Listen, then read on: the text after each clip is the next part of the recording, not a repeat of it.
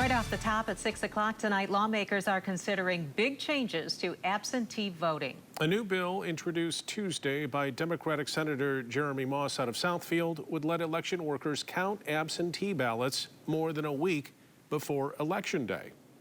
News 8's Byron Tollefson spoke with one West Michigan clerk about why he believes it'll change things for the better. Byron. Brian and Sue, since Michigan voters approved no-reason absentee voting in 2018, millions have taken advantage. In fact, in 2020, during the pandemic, more people voted absentee than in person. But those overseeing elections say it's putting a huge stress on election workers, which is why some say this bill would go a long way. More changes could be coming to our state's elections as more voters cast their ballot ahead of time. We have this volume of absentee ballots that need to be counted and need to be processed.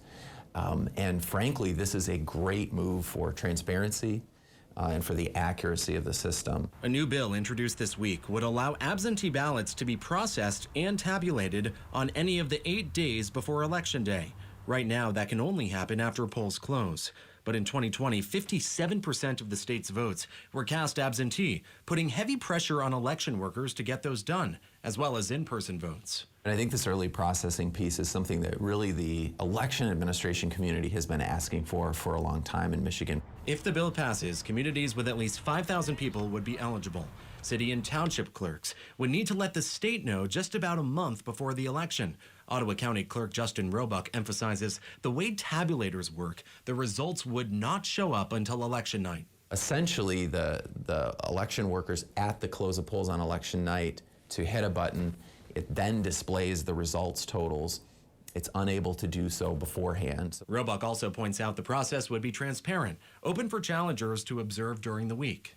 The public can view that process much more easily in the business days leading up to an election, rather than, for example, trying to get a challenger to observe an election process at 3 in the morning on a Wednesday following the election, as election workers are still counting those ballots on very little sleep. He also believes giving election workers more time to go through millions of absentee ballots will help ensure ballots are counted accurately and even quicker because the work is done beforehand. I think what we're going to see is, particularly in more urban areas or in areas where a larger volume of absentee ballots are being counted, we're going to see results more quickly. Roebuck himself went to Capitol Hill last June to advocate for more election funding.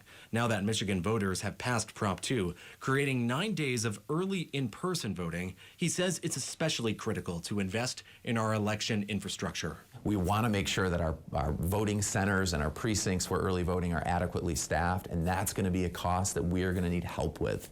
Roebuck explains early voting centers require more equipment. Because we can't use the same tabulators for Election Day that we're using for early voting. And so that's going to be a cost factor, as well as the labor cost.